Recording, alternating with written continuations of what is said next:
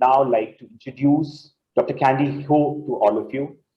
Dr. Candy Ho, as you can see, is a young, passionate, and an authority in career guidance, not just in Canada, but in most of Asia Pacific. Dr. Candy Ho is the inaugural assistant professor at Integrative Career and Capstone Learning at the University of Fraser Valley. In addition to her full-time role at the University of Fraser Valley, she also teaches at Quantal Polytechnic University and Devise College.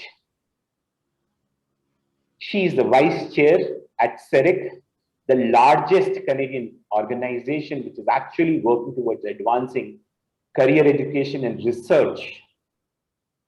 And it comes, you know, and essentially to support the economic and social well-being of Canadians. It's an absolute pleasure, Dr. Candy Ho, to have you in this session. And without taking any time, I would give you the stage, and over to you, ma'am.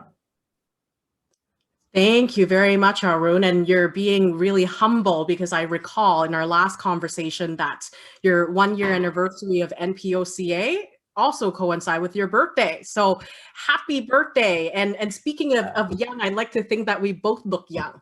I wanted to, first of all, thank everybody for spending either Sunday morning with us here. I see some familiar names in the list too. So Saturday evening, I'm really looking forward to spending the next hour or so together. And really, when I think about this, it's really about learning together. I've been playing around with the SDGs and career development space and looking at the intersect and how they connect for just a little bit over 2 years. And so I'm looking forward to sharing. So before I get started, I want to confirm that you're all able to look at my slide here. You can give me some response in the chat box. That would be great. Okay, fabulous. Usually the first 3 will be enough to confirm that everything's good to go. So in Canada, something that we do when we open a session is, you know, we, with University of Fraser Valley, where I work, we have a mandate towards decolonization, reconciliation, and indigeneity. And therefore, I want to start by acknowledging that I'm grateful to be working, living, and learning in the unceded territory of the Musqueam, Squamish, and Tsleil-Waututh nations in British Columbia, Canada. Again, I feel really privileged to have the chance to not only talk about something that I'm really passionate about, but I really feel like after completing the doctorate, I'm really lucky to come across kind of a second topic that I'm really excited about, which is using the United Nations Sustainable Development Goals as an intervention in the curriculum. Just a little bit of context before we get started. So you already understand I have a dual appointment with 2 universities.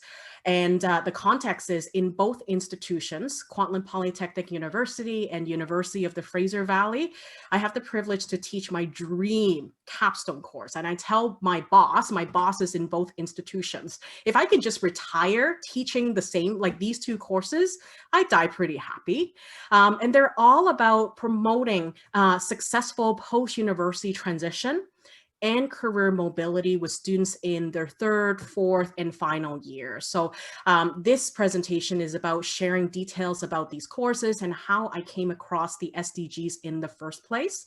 There'll be a combination of, you know, a couple of activities, providing that there's time. And then I'll also be using the chat box to invite you to respond to some of the student testimonial as well.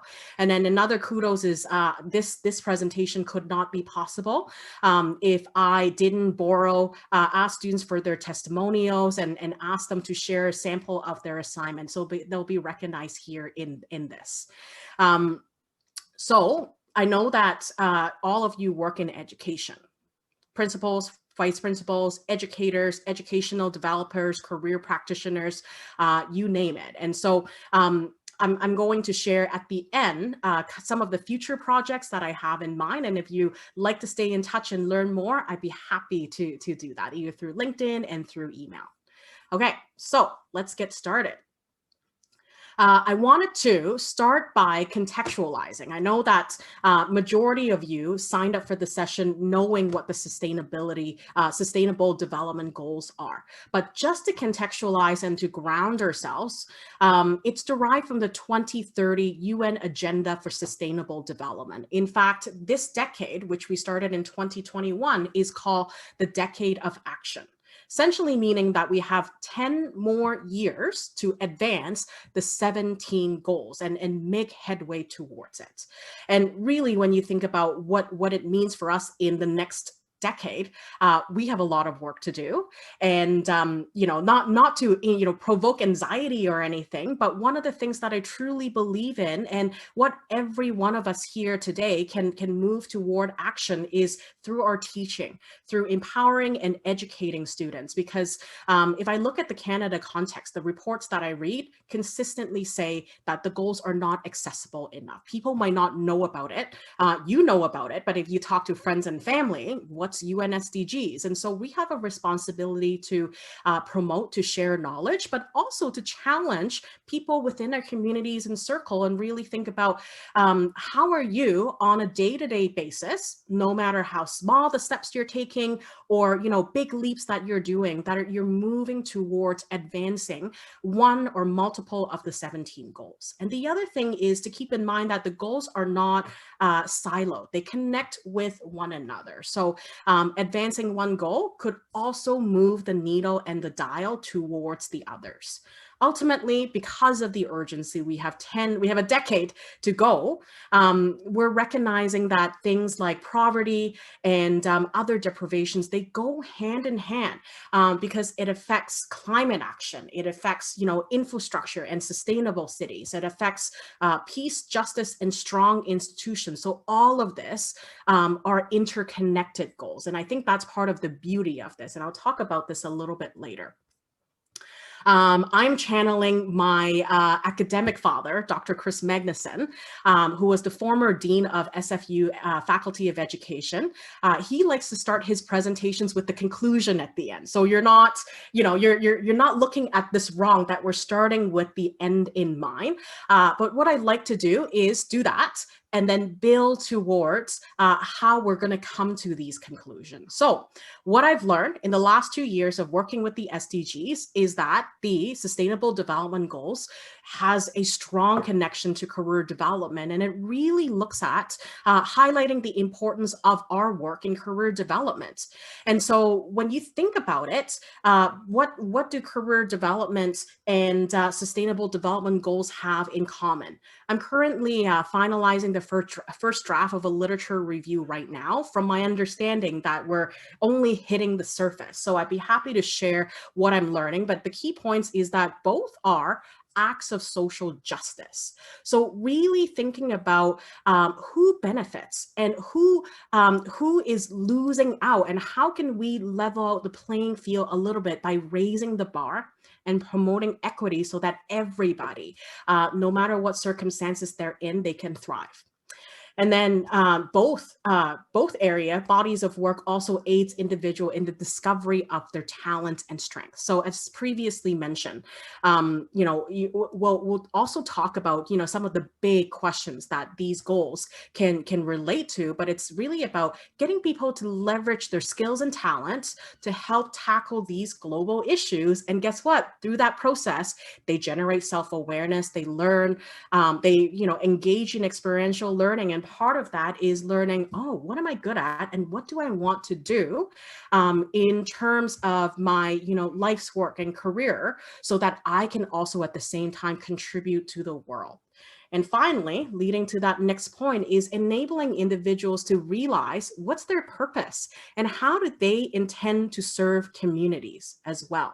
Okay. And so this literature review will be coming out shortly. And my goal is, the more I talk about it in presentations, the more people are going to hold me accountable, because at some point I'm going to have to stop writing. So another conclusion point is that the goals basically ask 3 questions. It gets people, students, in the context that we're in thinking about, what's the world that I want to live in? What is the vision that I have in an ideal world? And then what do I see are the global problems or opportunities, depending on the way you see it, that deserves and require our attention in the next year.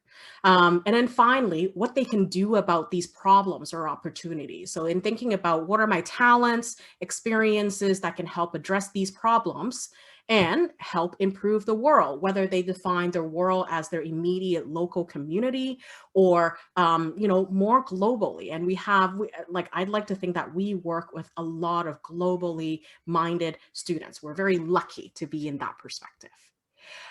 Essentially, the SDGs help students, in my view, articulate their BHAG, so their big, hairy, audacious goal.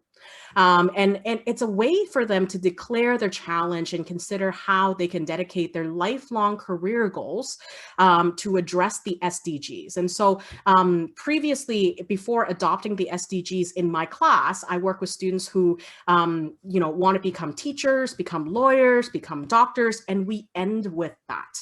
However, having since incorporated the sustainable goals, we get them to think a lot more. It's kind of like flipping the world on them in thinking, okay, don't tell me what you want to become. Tell me what problems in the world that you want to help solve, and then let's talk about how it relates to your career aspirations and development.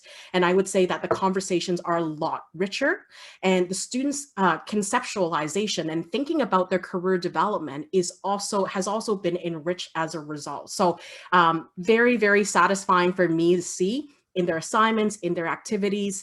And consistently, I have students and graduates who come back and tell me that in their job application or graduate school application, or even in their interviews, they started to incorporate the SDGs.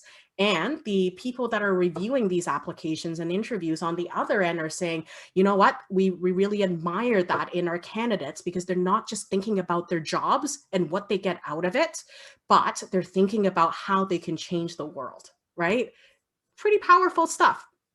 So let's move on and talk about components of the course. And throughout this presentation, if you need further details, just contact me and I'm happy to share further information with you. And so what happened? How did I come across the Sustainable Development Goals? And some of you that are in career development might be familiar with the phrase career plan happenstance theory.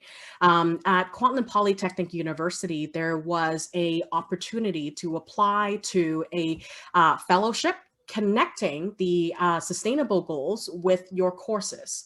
And the goal was to embed the SDGs into 3 assignments. And I thought, oh, okay, easy enough. I got the fellowship and I thought that was, simple enough to do. But then at the same time, the more I looked at the goals and the possibilities, I was thinking, you know what? I teach career development. This is potentially a really cool framework for students to consider and to embed in the entire course. So what I'm including now in the chat shortly is the link to the Open Pedagogy Fellowship. So the first thing I will share, because you're all educators and leaders, is to consider thinking about having these programs that are available. Minimal resources, it doesn't take a lot to set up as long as you have a dedicated facilitator. And since 2019, when I was the inaugural class, the program has grown to include other institutions as well. And I know that at least one of the participants from another institution, Thompson River University, is here today. So I wanted to welcome that individual. So think about these programs. Hi, Dawn. Thank you so much for joining. Yeah. So by participating in that fellowship, I walked away with a lot more, because I thought, okay, assignments are great, but what next? So I wanted to show you kind of the course objectives, because chances are you likely might be teaching some of these courses, or within your context, colleagues that are teaching these courses. So in my capstone course, basically, I have students in their final years that are interested in reflecting on their entire university or college journey, their life experiences to date, and then thinking about how am I going to express all of these experiences and use them to prepare for the next stage in my life. And I think about the analogy of having a backpack. What are you going to take with you that's going to be translatable to future employers and graduate school? So first point, they get to reflect on their educational experiences, and they get to conduct research and investigate what are some work and further educational opportunities that are of their interest.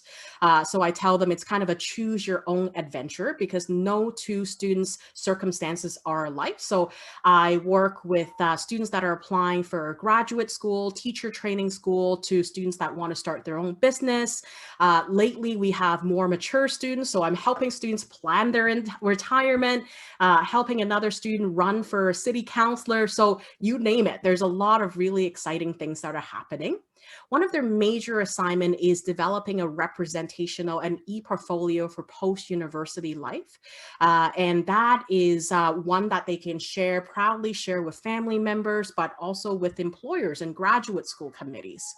And then finally, in the bigger context, thinking about what it means to be educated in their own words. How are you going to use the education that you have accumulated? You've worked hard for the last 4 to 5 years. What are you going to do with it and take that to the next level? And so what that translates into is some of these assignments and activities, and I will, the ones that I've included here are the ones that are related to the SDGs. I have a ton more. If you want, I'd be happy to share some of those with you as well if you follow up with me, but I wanted to run through some of the examples. So the first one is a mind map. Keeping in mind that this course attracts senior students from a wide variety of disciplines. I reside in the Faculty of Arts in both universities, but I get science students, business students, design students, and most recently trade students taking this course because it's popular, it's picking up a lot of momentum, and students love it because there's nothing more practical and experiential than a course like this, where you can use it toward kind of planning for your next step. So the first thing that they do is that they create a mind map. Even before they come into my classroom, now it's a virtual classroom, I get them to create a mind map like this. In the middle there, I often change the question, and during the pandemic, when students can tend to undergo a lot of stress, I really want to promote positive psychology. So I ask them, draw a picture or show me a picture of yourself at your best, and use it to introduce yourself to your classmates. So tell us your interests, what are you good at, your favorite courses, and why. And for me, selfishly, I want to know that because I want to see how I can borrow some of these traits of their favorite courses. And then they also tell me at the bottom there what their current professional aspirations might be. People tend to tell me 1 or 2. People who can't make up their mind, I tell them that's okay too. And then I also work with people who said, I don't know, but I'm using this course to figure it out. Either way, it's perfectly fine, however they come. I ask them for their goals in this course. And then on the bottom right there, you'll see that there is a video link. I invite a guest speaker by the name of Malala Yousafzai. Nobel Peace Prize winner. And then she has a video introducing the SDGs. And in such a compelling way, she talks about why the SDGs are important. Pretty cool. So I get them to talk about their, after going through that video, they tell me, based on what they have observed, what are some of the SDGs that they might be interested in. Can you zoom enlarge the share screen, please? Is this better? Let me know. I'm working on a super small MacBook Air because it's the only reliable laptop that I have. So let me know if that helps and if any of my boxes are blocking anything. Okay, so moving on, and we're going to go into a short activity after this. But as part of their e-portfolio, awesome, much better, thank you. they are to craft their mission statement. So we talk about organizations having mission statement, and that's wonderful. But at the same time, the mission statement can also be really helpful to guide individuals in their life as well. And I think the original idea came from, was at least, traced back to Stephen Covey, who is the author of 7 effective habits for highly effective people, or something like that. And so for an in-person class, what I usually do is I found a really cool TEDx video on how to know your life purpose in 10 minutes. If we were doing an in-person class, I would walk through the video with them, and by the end, they should have a pretty decent draft statement on what their mission and purpose is. So sharing that with you in case you want to use that as an activity. But basically, the video emphasized, not just who you are, but, what do you do? Who do you serve? And how do these people change as a result of what you do? Again, it's, the element here is about service. And in thinking about that, the UN-SDGs come into play again. So I wanted to thank Destiny here, who is giving us an example. And I thought, because this is education, who better to represent, provide a mission statement than Destiny, who has started her first year. She's completed her first year in the Simon Fraser University teacher training program. So on the top there, you will see her mission statement. And I didn't end there, because I really want them to reflect on, why are these elements important in their mission statement? So I get them to tie back to their SDGs. So I'll give you, 30 seconds to read it. And then what I like you to do then is to use the chat and type what jumps to your mind. What is it about the student's mission statement and reflection that jumps out to you? So use keywords, use phrases, and then, yeah, tell me. So I'll be quiet now. I'll let you read.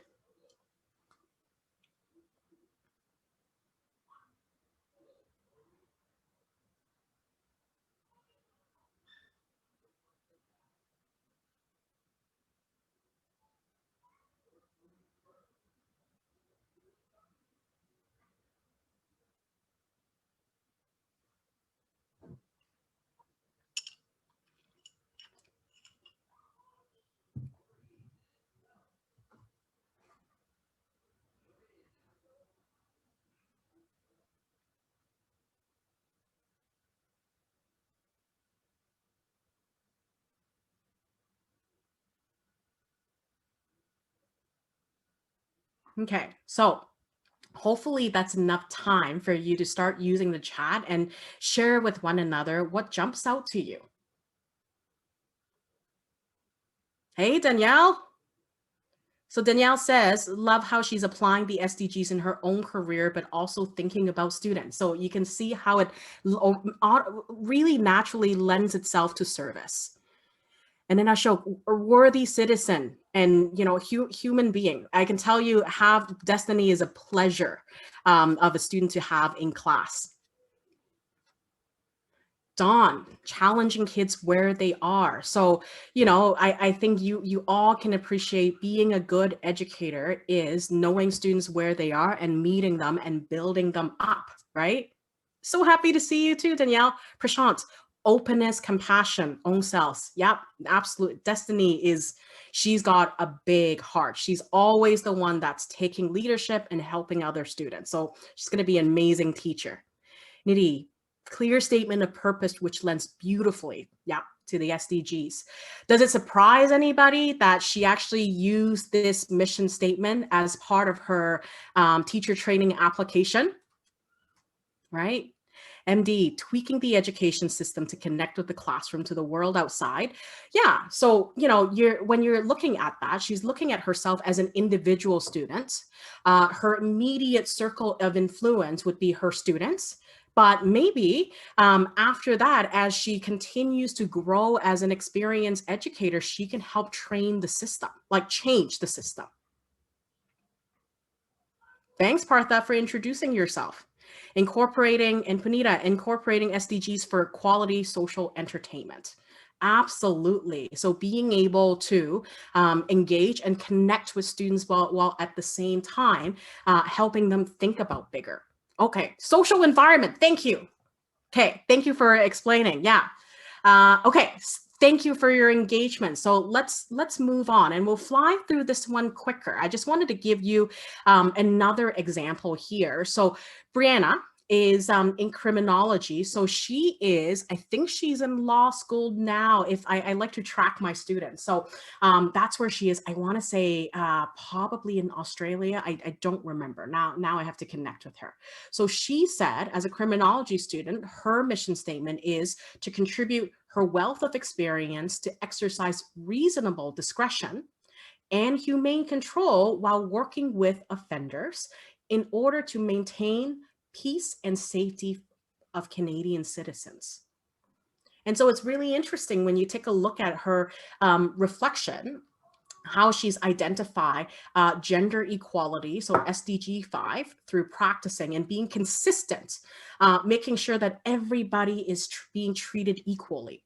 And then her ability to exercise reasonable discretion to every gender will ensure that she's treating this population with humane control and dignity.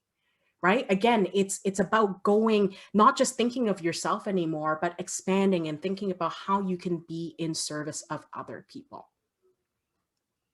Okay. MD, how does this course add value to me as a person toward achieving my mission statement? I think it's actually, you're very timely here, because guess what? The next thing I'm going to get everybody to do, and we're going to spend a little bit longer in exploring this, is, you know, I'm curious if does anybody operate on a mission statement? And if you haven't, what would that look like? And now, what would that look like with the SDGs that you have in mind? So here is a template. If students are really stuck, what I get them to do is I give them a very simple template. So think about, you know, your value and skill that you have, something that you want to promote. And then who are you creating it for? Again, the audience. And then thirdly, the expected outcome or goal of what you're hoping to do and what difference are you hoping for it to make. And then in turn, what is the SDG or SDGs that you're progressing? So MD, thank you for leading us into this. So here is a very simple template. And it's a great way, because I realize that many of you are working with students before they come into post-secondary as well. And I've shared this with teachers that are teaching from kindergarten to grade 12, and the higher grades, I would say by grade 4 and 5, this template has worked for them. I have educators who come back to tell me that. So you feel free to borrow this, is to use, showcase, or grow what is the value for your audience. And in order to, again, using action verbs for impact here, to realize your expected goal and to achieve the SDG. I know this is confusing. That's why I've included my example here. And I think maybe some of you might also have some similarities as well. So, so my current mission statement in relation to the SDG is to promote the importance of career development as a lifelong endeavor, specifically for post-secondary student, but in my other role, but maybe more. And what I really want to do is to enhance career access and support in order, and at the same time, to advance SDGs 1, no poverty, 4, quality of education, and 8, economic well-being. I hope that makes sense. Okay. If not, this video is recorded, so you can go back, you can share it with people as long as it works for you. So what I would like to do now is I'm tired of talking a little bit, so I'm going to give everybody 3 minutes. Usually if we're meeting in person, I would have you in breakout groups. So I'm going to give you 3 minutes, and on my clock, it is 9:36. So I'm going to rely on Arun to tell me in 3 minutes, what time would that be? So everybody can come back. And again, use the chat to share their mission statement as well. 10:09 or 10:10. Okay, 10:10.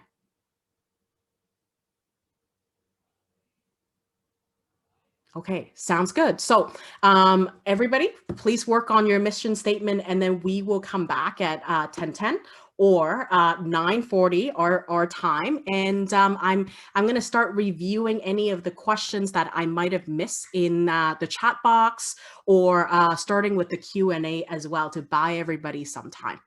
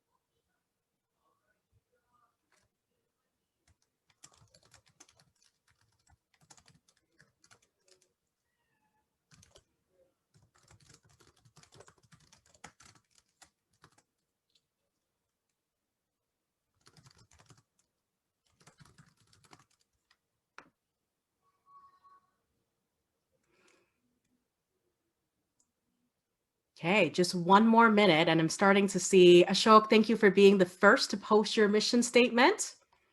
So if you're done, please welcome to you to include your mission statement.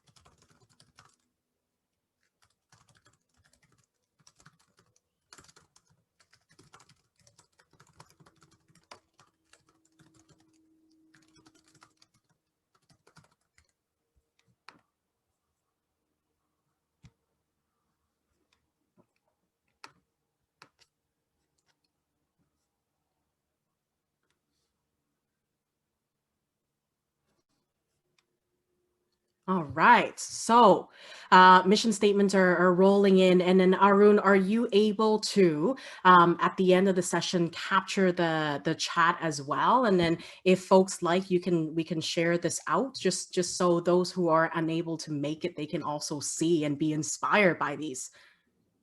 I'll surely do that. Mm-hmm. All right, Ashok, to share my experience and expertise for the growth of students and the institution. Panita, quality moral education. Prashant, to help higher secondary students to explore opportunities around to become wonderful professionals that may help them to achieve mental and social balance. Ultimately, career development is living a purposeful and a worthwhile life.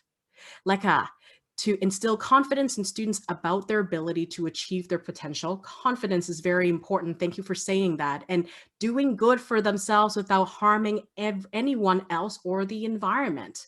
So living life in a just manner. Tina, to promote value skills among students, children to achieve gender equality, enhance collaboration skills. Great. Oh, these are also wonderful. So, promoting virtue and to value to all living things, because, humans aren't the only, we aren't the only species in our planet, right? Respect for the environment and the generation. Let's see. Learn to be happy with whatever we have and being a part of rat race instead, and then this will solve many problems. So it's, again, changing students' mindset. I often find myself have students thinking that they have to climb the career ladder when it's only one of the many metaphors. As a school leader, connect each children while he or she is still in school to find meaning and purpose in life. It brings me goosebumps for school leaders to think, to say that, because you are in a leadership capacity where you can influence and empower and change the system. So thank you for saying that. Mission as teacher to instill the belief that they can achieve anything. Again, it goes back to confidence. How many times, I bet you've got so many conversations with students and past students who come back and say, you have changed my life. I am who I am because of your teaching and who you are today, right? Ultimately, I think some of the themes that I'm seeing is inspiring confidence, so students can believe that they can do more than they think they can, providing high quality education, helping students to realize that we are more than single human being, that we need to be responsible in taking care of our communities and our planet, being a good human being. And then also to be able to foster creativity and design thinking, so that they become innovators of tomorrow and resolving the problems that we have today. So you can see by all of these wonderful mission statements here that we have the power to be more than what we do, but how we change other people. Thank you so much, everybody, for participating in this exercise. And I can see so much passion. And I think our students and our clients are so thankful for you to be who you are. So thank you. Let's move on.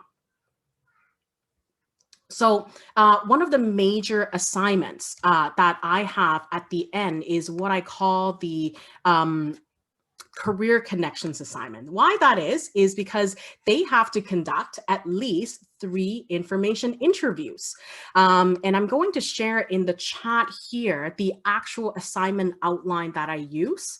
And students have asked, can they talk with people that they are familiar with, or, basically it's about leveraging your network and connection. Earlier in the course, I developed a module called on information interviews and networking, where I actually pretend that I'm a student and I approach the assignment by recording information interviews that I would conduct. And when you think about it, information interviews are general conversations.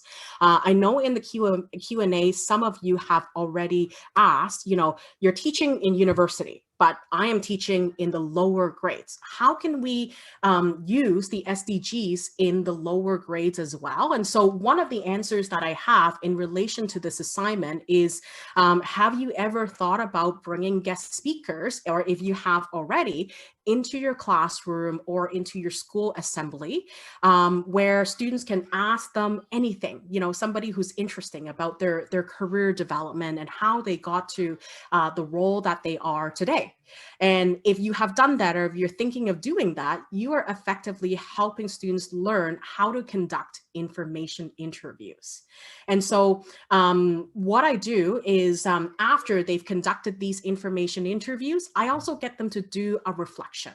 And because I want to make it a flexible assignment, they can either write me a paper, they can record a video responding to the questions that I ask, or they can create an infographic. Some really cool assignments have came out as a result of that, but I'm showing some of the reflection today, where two reflections here that's worthwhile. The first one is Zach, who was a health science student. And the story with Zach is, in the beginning of the course, he's trying to figure out, what are his possibilities and pathways and where does he go from here?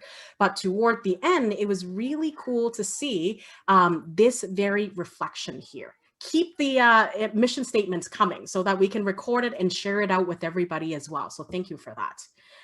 So in his reflection, and I've highlighted some of the key quotes for you, his realization is, the SDGs, incorporating the SDGs now makes me think it's less about how I can use my own career for, my own well-being for myself, but instead it's about how I can mobilize and help the community, my entire community, be healthy and be supported. So leveraging my health sciences degree, I think, even though I don't have a career in mind, and he was still exploring a couple of possibilities, he ended up actually working in a health research firm at this point. So he said, I may help individuals with their physical, mental, and spiritual health one way or another by leveraging my knowledge. But now I know that instead of feeling stuck initially, that I have so many possibilities that I can look toward. And so this quote really think for me in my work, with students like Zach, it's about instilling hope. Going back to what some of you have said, it's about instilling confidence, letting them know that you believe in them, that they can do a lot more than they think they can, and pushing them and challenging them in such positive ways.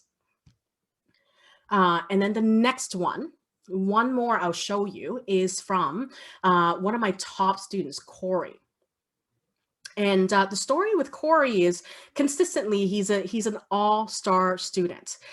Initially, though, he was thinking, SDG 6, he's passionate about clean water, but he wants to go into law. So using the word but, he's stuck. He's like, how do those two connect together? I'm struggling. And then in this final information interview assignment, this is the reflection. I'll give you a couple seconds to read that as I go through the Q&A.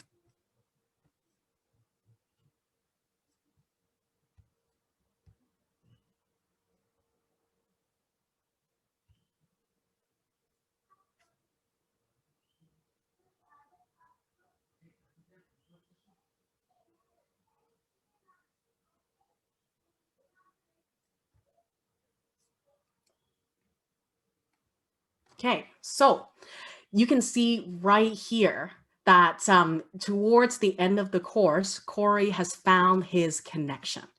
Because essentially, having clean water supply for all, it's a human right. And because he wants to go into law, he just recently completed his LSAT, he is advocating for human rights. And so if everybody is deserving of clean water, that is something that he will fight for.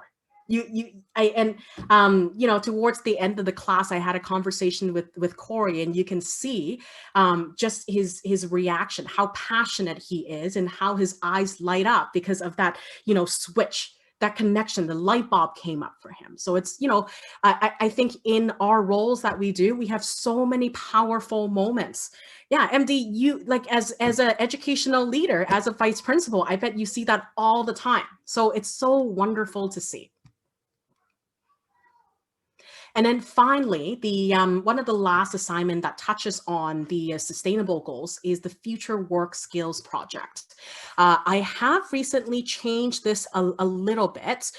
So in the past, what they've done is they were working on their, this was a group project. Now it's changed because COVID, I wanted to minimize the hassle that students have to go through. And group work, I still need to tamper with it a little bit. I can still do group work, but the project does not, you know, was not easily adaptable to online. So as I'm going to look at the 2 reports that I get students to look at, to review. So the 2 reports, and I'll share the link shortly once I find them, are both based on Canadian context, because as a teaching institution, majority of the students that I work with, they want to stay within their province, if not within the country as well. So there's major research institution that published 2 reports that talk about the narrative and what future work skills look like within the Canadian context, along with some of the major drivers that are motivating the ever-changing world of work. And funny enough, funny not funny, I often get students who are in a panic mode, and they seem to, I don't know why, they seem to have the assumption that, you know, oh my goodness, robots are taking over the world. And so because of that, I am not going to have a job when I graduate. I don't know if you talk to students and experience in that with students, but typically I get 1 or 2 panic in the semester, and I have to talk them down and say, robots are not taking over the world. Please go ahead and read these 2 reports. Here they are. Turn and face the strange. Changes impacting the future of employment in Canada. So this one is specific to the Canadian context. So if you can find one that's specific to your country and context, first place I looked at with, you know, government website would be a really good place to start. But then the second one I think applies to everybody, and it's by the Conference Board of Canada. Even though they drew on some of the literature and review from OECD. And if you take a look at anything from the World Economic Forum, they publish on a fairly frequent basis what are the top skills that employers are looking for. And if you're a nerd like me and you compare these long enough, you'll come to realize that it's not technical skills. It's not technical skills. It is the human skills still prevail, with communication, interpersonal skills, being able to serve and be of service to people. You can see how this all aligns together with sustainable development goals again. And so I've got, you know, 2 more examples here. The first one from Natalie, criminology student, who thought, you know, the world is becoming much more connected based on technology, and she wants to go into crime prevention. I don't know if she wanted to go into law, but essentially her SDG is peace, justice, and strong institutions here. And so here, I'll give you, you know, a couple of seconds to review what she had to say.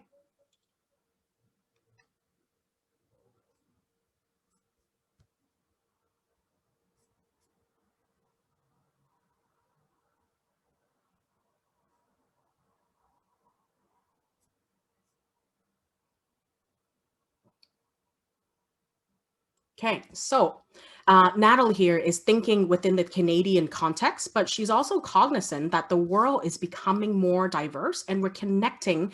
You know, Canada is a large country, and through everybody's work, we're connecting with people outside of the country as well. So how do we help others around the world and advising them, maybe drawing from our best practices, but also learning from them as well?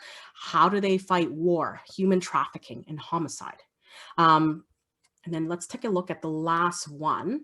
The last student was very generous. She decided she would stay anonymous, but she's given me permission to share this as well. So she's a marketing student and looking at visual media as a future work skill.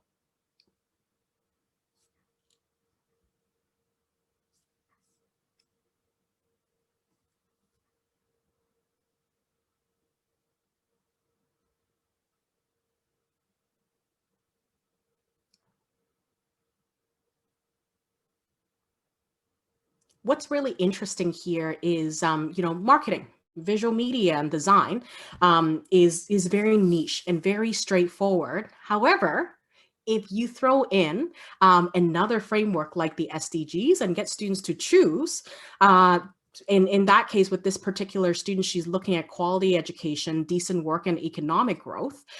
You can get students to broaden their thinking a little bit more. And now towards the end of that testimonial there, she's talking about how do I design materials and promotional, posters or things in such a way that I am cognizant of how people are accessing it and to promote access, that everybody can use this tool.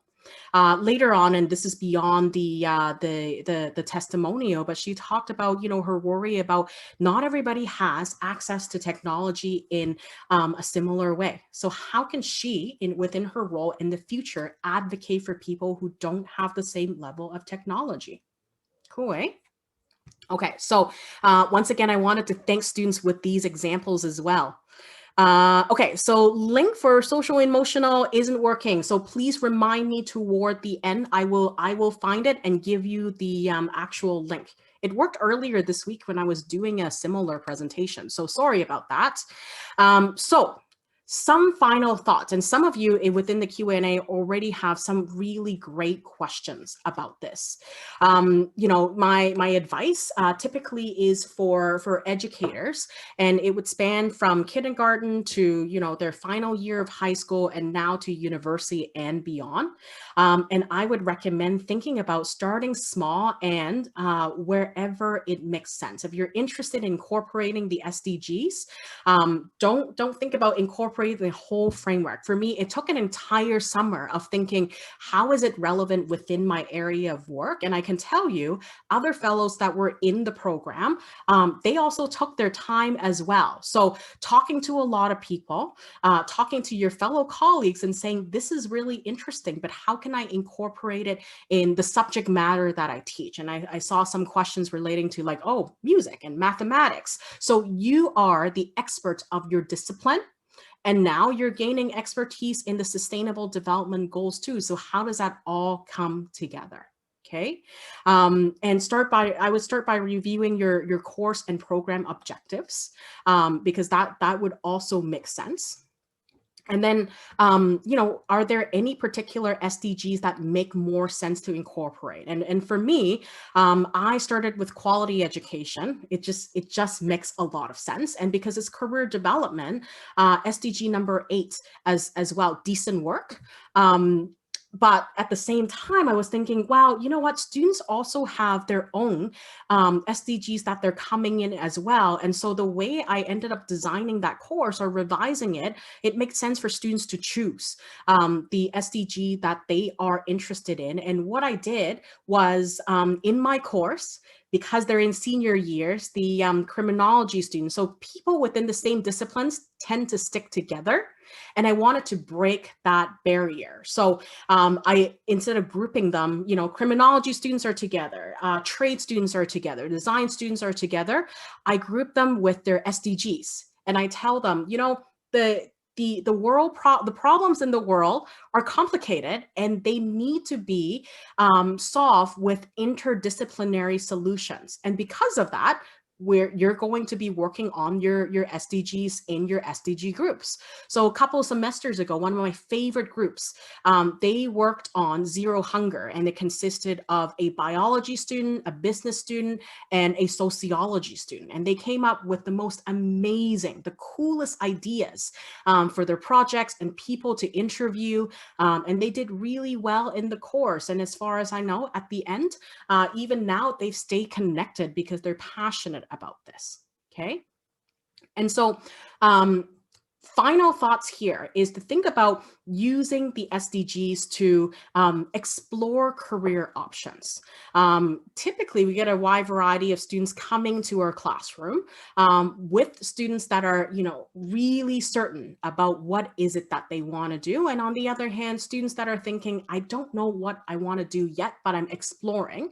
And so if you've got students in the latter category, ask them, let's take a look at the 17 goals. Which one do you think would speak to you most at this point?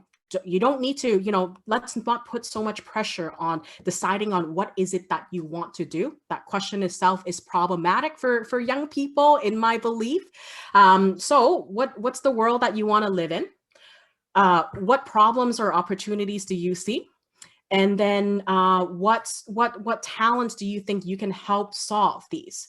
So after that, take a look at, what might be some career aspirations that fall under these goals. And because it's interdisciplinary, we're still not limiting those career possibilities. And so there's that, exploring career options, but there's also expanding career purpose as well. So I also think it's equally problematic sometimes when you have students that are joining me in the classroom and are thinking, this is what I want to do. I've been wanting to do that since I was, a very young person, and my parents are in the profession, so this is what I want to do. Sometimes, they might be correct, but other times the difficulty is they might not have done enough exploration. So I use the same framework again. Thank you for letting me know what is it that you want to do, but I also want to challenge you. So let's say if you want to become a teacher, knowing how competitive the application process is, or a counselor, what if, knock on wood, if what you had expected did not come to fruition, what are you going to do then? So again, using the SDGs can help them discover their broader purpose before they confirm that their occupation is exactly what they want to do. And I would say it's not limited to university students as well. Like I have private practice. I've been working with students that are not students, clients that are, in their mid-career that are looking at transition. I have got a lot of those right now during COVID, when people are rethinking what is it that they want to do. The sustainable goals have also been really helpful as a framework. Okay, great. So there you go. So I wanted to get your thoughts and questions. Ended right on time there. Thank you. So if you want to stay after, I can address any of the Q&As, and some of you have asked for my contact information. I will be sending this presentation to you shortly, along with the link that I will fix. But I wanted to end with this. My colleague, Mike Stapleton, couple years ago, wrote an article, and I really was drawn to this quote. Our work, rather focusing solely on passion. And I buy into the concept of, love what you do and do what you love, but I also think that it is only one single component. So career-related discussions, no matter what subject you teach, or, vice principal, what leadership role that you're in, or career advising position or coordinator position, career comes up. Like, you can't deny that. So in our work with students, when career conversations come up, it needs to include, authentic considerations about purpose. As somebody had mentioned earlier, a couple of your mission statement talked about that too. Meaning of work for them, and how do they derive meaning from the activities and the interests that they have, and then the shifting future of work. Again, robots are not taking over the world, and how we can help students help themselves best prepare for these challenges. And so with that, I'd like to thank you for taking the time, spending Saturday night with me, or Sunday morning. You folks are a group of very dedicated people, and I wanted to thank you, and what a pleasure to be working with you in the last hour.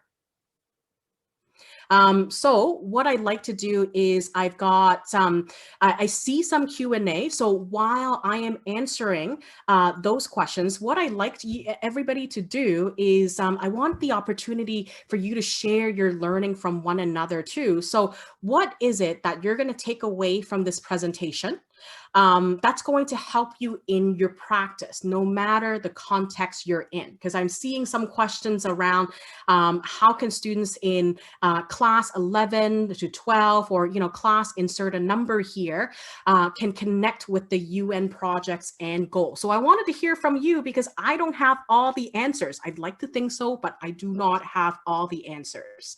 And the last thing I will do is for folks that are in kindergarten to 12, I've actually written an article recently for the Canada EdCan Network magazine. So the EdCan Network is primarily for primary and secondary school educators. And so I wrote it with that audience in mind. So you're more than welcome to take a look and let me know what you think. And then one more thing is that there is an association of colleges and institutes of Canada, and most recently they've published a sustainable development toolkit highlighting the best practices of schools and institutions that use the SDGs in their work. So I'm sending you 2 more of those links. All right, so let's take a look at some of these questions. Okay, so some of these questions are, how can we make teaching the SDGs more interesting in various grades? So I'm not seeing anybody sharing, some of the practices that they've learned just yet. So I'm waiting for that to show up in the chat. But in the meanwhile, the article that I've shared would have some tips and ideas. And earlier when I said, you need to start with reflecting on yourself and your own practice as a practitioner. So for me, I was looking at the components of the course that I thought was the weakest, and how can I make them stronger with the SDGs. One more thing that I forgot was I constantly evaluate how students receive the SDGs components. So for the entire first year when I've revised the course, I get students to write me feedback on every single activity, on what did they think that it was relevant to incorporate the SDGs? Was it useful? Was it not useful? Tell me why. And if they were in my shoes, if they were the teacher in this case, is there anything that they would do differently? So I asked them for their feedback, and so far so good. I think my intuition has paid off. There's been a couple of assignments that students are like, I don't understand what the connection is, so I have to go back and tweak a little bit more. Okay, where can we find SDGs projects for school of classes? So if you go back to the EdCan link, I've included my article there, but in the same issue, you will also see some excellent articles written by primary and secondary teachers on how they use the SDGs. So make sure you read the entire magazine to get some ideas. Some thanks here, thank you. We have some Plan X SDGs activities which are interdisciplinary in our school. That's wonderful. If you could provide more details, that would be great. If not, I already love hearing the word interdisciplinary. Okay, so I'm just going to skip ahead to the questions that are more interesting, more connected to the UN projects. One more thing I haven't mentioned is if you have a mandate to engage community organizations, I bet you they have a ton of ideas. Something that I would like to do in the future of my course is to add a service learning component. And that means engaging organizations, bringing them in, and for them to share with us the reality of the issues that are facing them, and how can a group of brilliant students help them find solutions.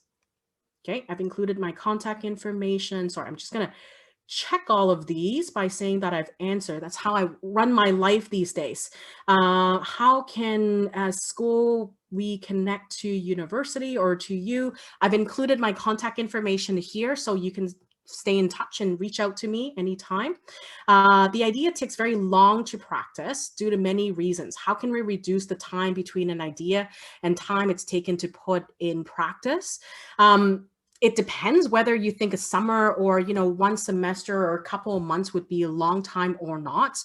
Something that helped me really finalize some of the revisions is just talking to peers who understand the SDGs. I'm talking to peers that understand my discipline, which is career development. I find that having a dialogue with trusted individuals and bouncing ideas help my ideas become richer. And I've got, you know, critical friends who I feel very privileged because they are able to be honest with me. If my ideas, if I'm out to lunch, if they think my idea is ridiculous, they will tell me, and I would be like, okay, how can I make that not ridiculous and better? Okay. And then reducing time. I think I would argue that, you know, spending time, being intentional about time that you spend, and also making sure that you evaluate your practice along the way will help you save time in the long run. I would say for the first year when I was testing out new ideas, yes, it was time consuming, but now in the second, and I'm about to go into my third year, I have had to do very little revisions because I know that students are going to enjoy and understand this activity or this assignment. And if not, I can just tweak very minimally. So think about the investment upfront and how it's going to save you time in the long run. Okay, one question. What tools do you use to help them imagine actual job and career possibilities once they have identified their preferred SDGs and their talent? Can't imagine possibilities because their scope is limited. I find myself helping them brainstorm and making suggestions, but yeah, limiting imagination is one. So this is where I would get them to think about conducting their information interview. So doing that final assignment early. And the assignment outline states that you need to talk to 3 people, but I would actually talk to these students who are limited in starting by conducting information interviews on people that are within their circle who knows them well, by saying, you know, can I interview you by, you know, kind of for like a 360 for you to tell me, what do you think are my strengths that are explicit? What are some of my strengths that are hidden that you think I should tap into? And then I get them to come back and tell me, like, you know, how did the conversations with your friends and family go in your practice for information interviews? Did you learn anything that surprised you?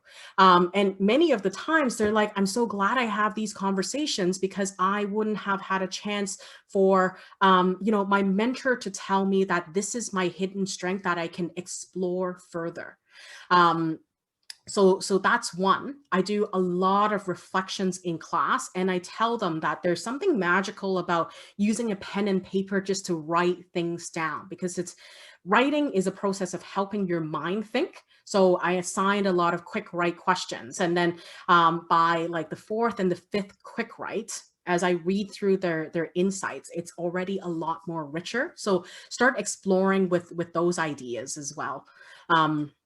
Yeah.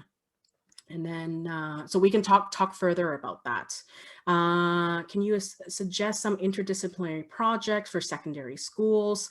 Take a look at the EdCan magazine, because there are a lot of really cool projects that are featured, very much community oriented. So if you haven't already, think about some partner organizations, or what are some of the problems or opportunities that you're seeing within your school, within your institution, that are worth tackling. Start within your organization first.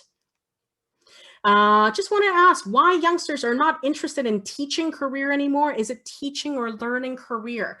I don't think that's the case. I think I guess I'm pretty lucky to be in the position where it's a popular course. Students come in knowing that they're going to find value in that course.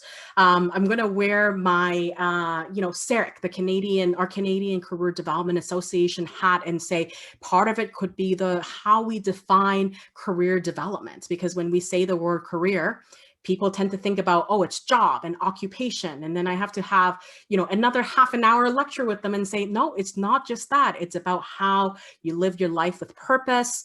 How do you structure your life in such a way that maximizes your strength and promote optimism and hope for the future? And I might not say that in such a way, but depending on the age group that the youngsters, like you said, are in, I might simplify those examples a little bit more to get them excited and interested. And I ask a lot of questions before I lecture. I will preface with that.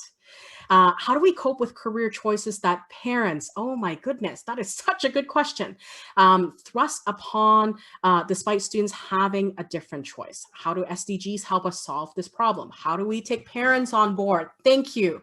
My God, this question comes up every time. And I feel like the work half the time, the work that we do is helping, training students, coaching them to work with parents. I used to work in academic advising, and it's a frequent question that comes up. Again, depending on the age of your students, if they're a little bit older, then I would coach them on how do you have these conversations. And I emphasize conversations because it has to be multiple interactions.